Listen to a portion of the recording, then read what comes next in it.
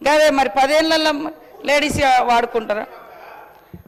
అందుకని ఇవ్వని చెప్తున్నా. మీరు కూడా మేము ఇచ్చింది మరి మేము 1000 కోట్లు ఇచ్చినాం చెప్పిర్రు అన్న? చెప్పలే. ఎంతసేపు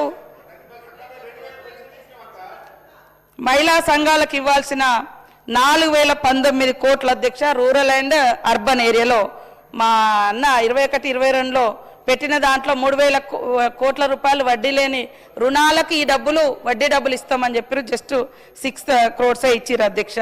అదేవిధంగా మాజీ సర్పంచులకు సంబంధించి అసలు మా గవర్నమెంట్ డిసెంబర్లో వస్తే సర్పంచ్లు పోయింది ఫిబ్రవరిలోనే అధ్యక్ష, వాళ్ళు దిగిపోయింది. ఆ తర్వాత ఏం పనులు కూడా జరగలేదు. కాబట్టి ఈరోజు పంచాయతీ బిల్లుల పెండింగ్ కూడా దాదాపుగా 99% బీఆర్ఎస్ ప్రభుత్వంలోనే వాళ్ళు అప్పుల పాలైన అధ్యక్ష. అయినా కూడా మేము 318 కోట్ల రూపాయలు ఇప్పటి వరకు వాళ్లకు కొంత క్లియర్ చేయడం జరిగింది అధ్యక్ష. మీరు ధనిక రాష్ట్రం అని చెప్పిండ్రు, సర్పంచులతో రకరకాల పనులు చేయించారు. మరి ఆ పనులను ఎప్పటికప్పుడు క్లియర్ చేయాల్సింది ఉండే, చేయకపోవడం మూలంగానే వాళ్ళు అప్పుల పాలైనరు. అదే కాకుండా మీ హయాంలోనే చాలా వరకు సర్పంచులు ఆత్మహత్యలు చేసుకోవడం జరిగింది. ఈరోజు మా ప్రభుత్వం వచ్చిన తర్వాత ఎవరికి కూడా అలాంటి సిచ్యువేషన్ రాకుండా ఉండాలనేదే ఇప్పుడు 99 days మరి ప్రణాళికలో కూడా ఎప్పటికప్పుడు పనులు చేసేటువంటి పనులను కూడా చూస్తూ వాళ్ళకు నిధులు రిలీజ్ చేయడం జరుగుతుంది అధ్యక్ష. ఉదాహరణకు సిరిసిల్లలో కూడా సోమవారంపేట వడ్డే ఆనంద్ రెడ్డి గారు బిల్లు రాక ఆత్మహత్య సర్పంచ్ గారు చేసుకోవడం జరిగింది అధ్యక్ష. అదేవిధంగా హన్మకొండ పర్కాల మండలంలో కూడా మరి గ్రామ సర్పంచ్ కంచ కుమారస్వామి 2023లో ఆత్మహత్య చేసుకోవడం జరిగింది అధ్యక్ష. రంగారెడ్డి జిల్లా కాశగూడ గ్రామ సర్పంచ్ అజారుద్దీన్ కూడా బిల్లులు రాక 2021లో ఆత్మహత్యలు చేసుకోవడం జరిగింది అధ్యక్ష. మా ఫైనాన్స్ మినిస్టర్ మా సోదరుడు హరీష్ అన్న గారి సొంత జిల్లా కోయడ్ మండలంలో కూడా మహిళా సర్పంచ్ గారు కూడా పాపం ఆత్మహత్య ప్రయత్నం చేసుకోవడం జరిగింది అధ్యక్ష. ఇలాంటి అన్ని మీ హయాంలో జరిగినాయి అధ్యక్ష. అప్పుడు బిల్లులు కేంద్రం నుంచి కానీ రాష్ట్రం నుంచి కానీ మీకు అవకాశం ఉండే. మాకు ఇక్కడ గవర్నింగ్ బాడీ ఏదైతే లోకల్ బాడీ లేకపోవడంతో మా మ్యాచింగ్ గ్రాంట్స్ మేము ఇచ్చుకుంటూ వచ్చినాం, కానీ సెంట్రల్ నుంచి రావడం లేట్ అవ్వడంతో కొన్ని బిల్లుల చెల్లింపులలో ఇబ్బంది అయింది. కానీ అయినా కూడా 1011 కోట్లు మేము లాస్ట్ 2 years నుంచి గ్రామ పంచాయతీలకు రిలీజ్ చేయడం జరిగింది అధ్యక్ష. అదేవిధంగా ఈరోజు మరి గ్రామ పంచాయతీలకు గత ప్రభుత్వం అధ్యక్ష మేము టకాటక్ వేసినామని మరి ఫైనాన్స్ నాటి మినిస్టర్ గారు చెప్పడం జరుగుతుంది అధ్యక్ష. అప్పుడు మీరు కేటాయించిన స్టేట్ ఫైనాన్స్ కింద నిధులు 10,170 కోట్లు కేటాయిస్తే కానీ అందులో కేవలం 5,988 కోట్లనే విడుదల చేయడం జరిగింది అధ్యక్ష.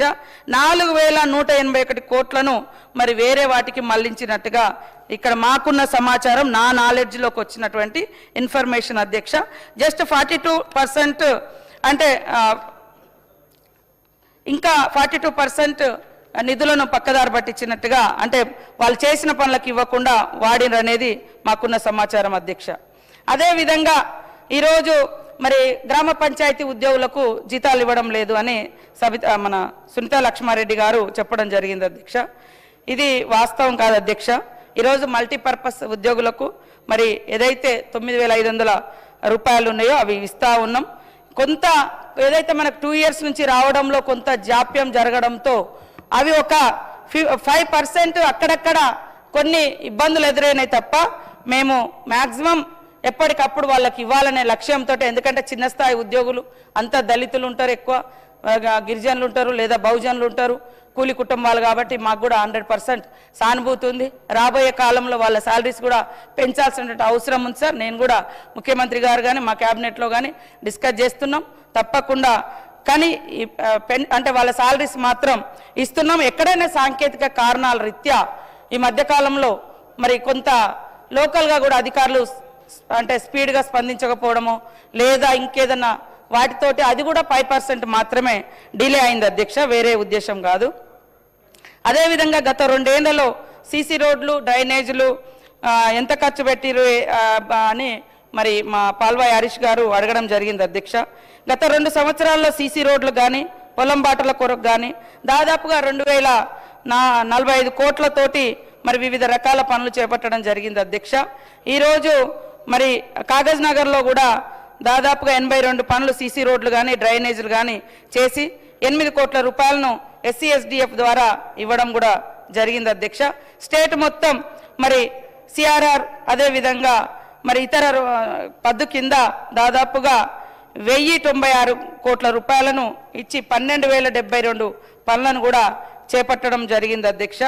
ఇలా మేము ఎప్పుడు కూడా ఎక్కడ ఆపకుండా నిరంతరం పనుల కార్యక్రమాన్ని చేపడుతూనే ఉన్నాం అధ్యక్ష. అదేవిధంగా సునీతా లక్ష్మారెడ్డి గారు మరి ఫ్యామిలీ బెనిఫిట్స్ కింద నేషనల్ ఫ్యామిలీ బెనిఫిట్ స్కీమ్ కింద ఎంత ఇచ్చారని అడిగినారు అధ్యక్ష. నేషనల్ ఫ్యామిలీ బెనిఫిట్ స్కీమ్ ద్వారా 13,774 మందికి 27 కోట్ల రూపాయలను ఈ ఆర్థిక సంవత్సరంలో ఇవ్వడం జరిగింది అధ్యక్ష. అదేవిధంగా కాగజ్ నగర్లో రోడ్ల పరిస్థితి ఏంటిదని మా సోదరులు మరి పాల్వాయి హరీష్ గారు అడగడం జరిగింది అధ్యక్ష. 2024-25 గాను నా దృష్టిలో వచ్చిన లెక్క ప్రకారం 41 కోట్ల 36 లక్షలతోటి 336 పనులకు చేపట్టడం జరిగింది అధ్యక్ష. ఇందులో 73 పనులు ఇప్పటికే పూర్తయినాయి అధ్యక్ష. అదేవిధంగా 25-26లో 13 కోట్ల 80 లక్షలతో 179 పనులను చేపట్టడం జరిగింది అధ్యక్ష. ఇంకా హామ్ రోడ్ల కింద 40 కిలోమీటర్ల మేర దాదాపు 10 రహదారులను నిర్మిస్తా ఉన్నాం అధ్యక్ష. ITDA కింద 6.5 కోట్లతోటి 4 పనులను చేయడం జరుగుతుంది అధ్యక్ష. అదేవిధంగా సునీతా లక్ష్మారెడ్డి గారు మాట్లాడుతూ ఇందిరా శక్తి భవనాలకు ₹1 ఇవ్వలేదని అన్నారు అధ్యక్ష.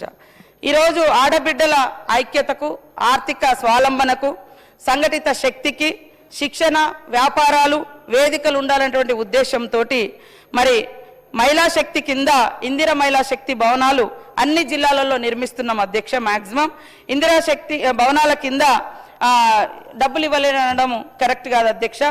దాదాపుగా ఖర్చు పెట్టిరు చెప్తా లెక్కలు. ప్రభుత్వం 22 జిల్లాల్లో ఖర్చు పెట్టలేదు అనడం కూడా కరెక్ట్ కాదు అధ్యక్ష. అన్ని ఒక స్టేజ్కి వచ్చినాయి. ఈవెన్ సూర్యాపేటలో కూడా మా ప్రతిపక్ష ఎమ్మెల్యే గారే ఉన్నారు, అక్కడ కూడా దాదాపుగా పూర్తయింది అనేది మాకు వచ్చినటువంటి రిపోర్ట్ అధ్యక్ష. ఇందిరా మహిళా శక్తి భవనాలకు ప్రభుత్వము 88.46 లక్షల రూపాయలతో మరి కేటాయించగా 88 కోట్ల 46 లక్షల రూపాయలు కేటాయించడం జరిగింది అధ్యక్ష.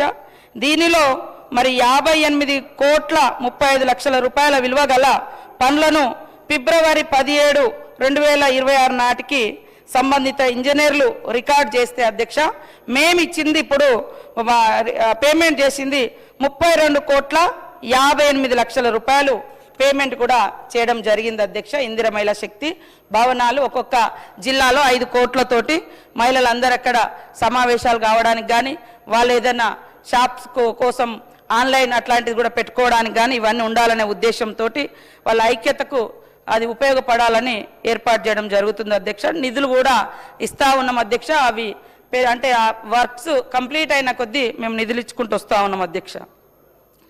అదే కాకుండా ప్రతి గ్రామంలో కూడా అధ్యక్ష మహిళా భవనాలు లేక ఇబ్బంది పడుతూ ఉన్నారు. ఎక్కడెక్కడో వాళ్ళు మరి మీటింగ్స్ పెట్టుకుంటా ఉన్నారని ఇప్పుడు దాదాపుగా 1369 గ్రామాల్లో ఇప్పటికే మహిళా భవనాల నిర్మాణం కోసం స్థలాల సేకరణ జరిగింది.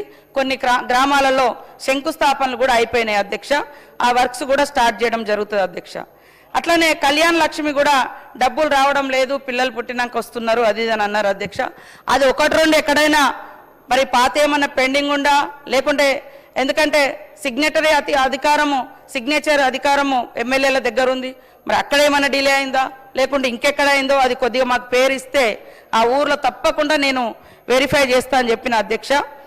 అదేవిధంగా ఈరోజు ఈ ఆర్థిక సంవత్సరంలో SC, ST, BCలకు 5,486 కోట్లను కళ్యాణ్ లక్ష్మి షాదీ ముబారక్ కింద విడుదల చేస్తే అధ్యక్ష, ఇప్పటి వరకు 3,484 కోట్లు మరి ఖర్చు చేయడం జరిగింది అధ్యక్ష. ఈ స్కీమ్ కింద దాదాపుగా 1,53,000 మంది దరఖాస్తు చేసుకున్నారు అధ్యక్ష ఈ 25-26 ఇయర్లో.